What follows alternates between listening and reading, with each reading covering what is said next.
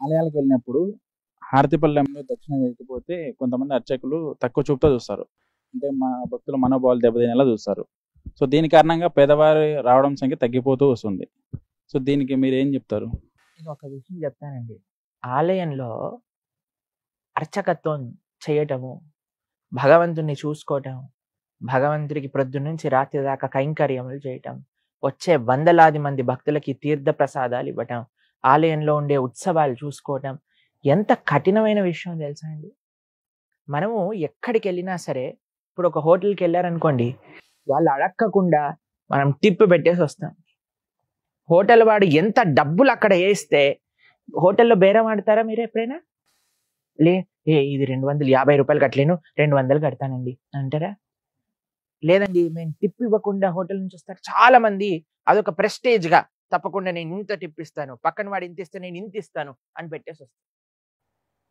కానీ నాకు అర్థం కాని విషయం ఏంటి అనంటే, ఎక్కడ డబ్బులు పెట్టడానికి సంకోచించని వాళ్ళు కేవలం ఆలయంలో అర్చకుడికి ఇవ్వడానికి ఎందుకు ప్రాబ్లం? అర్చకుడు ఏదైనా చేసుకోవచ్చండి జీవితంలో. మంచి సాఫ్ట్‌వేర్ ఉద్యోగం చేయొచ్చు, ఎంతో లెక్చరర్ అవ్వచ్చు, ప్రొఫెసర్ అవ్వచ్చు, ఏదైనా అవ్వచ్చు. అన్నిటిని వదిలేసి ఒక అర్చకత్వం చేస్తూ, భగవంతుడిని సేవ చేస్తూ, ఒక ఆలయ వ్యవస్థని కాపాడే వ్యక్తికి ఇవ్వటంలో ఏంటండి నష్టం చెప్పండి? అన్ని చోట్ల ఇస్తున్నామే. మనం ఆలయంలో ఎందుకు ఇవ్వద్దు? నిజంగా చెప్పాలి అనంటే, ఇప్పుడు ఒక ఒకళ్ళు చెప్తుంటే మేము విన్నాం. అర్చకులకి ఇప్పుడు పెళ్ళవ్వటం చాలా కష్టం అంట. ఎందుకంటే అందరూ అంటున్నారట, పరోహిత్యం చేస్తే మేము పెళ్లి చేసుకోము, మాకు కూడా సాఫ్ట్‌వేర్ జాబ్ వాళ్ళు కావాలి అని.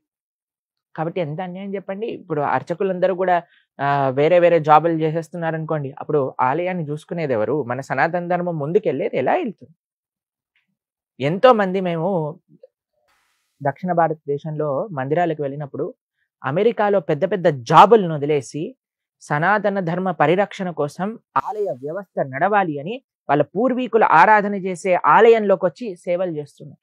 శ్రీరంగ క్షేత్రంలో మొన్న మేము వెళ్ళినప్పుడు ఇద్దరు అక్కడ తలిగ స్వాములను కలిసామన్నమాట. వాళ్ళకి పెద్ద లక్షల రూపాయలు ఉండే ఒక జాబ్ వదిలేసుకొని వాళ్ళ ఆలయంలో భగవంతుడికి నైవేద్యాలు తయారు చేస్తున్నారు.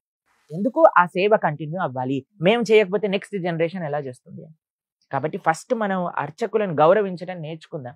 భగవంతుడి పట్ల మనం చూపించే ప్రేమ, మనకుండే గౌరవం ఫస్ట్ ఆయనని ఆరాధన చేసే వ్యక్తి ద్వారా మనం భగవంతుడి దగ్గరికి వెళ్ళటం నేర్చుకోవాలి. కాబట్టి ఎప్పుడు కూడా చూడండి, ఆయన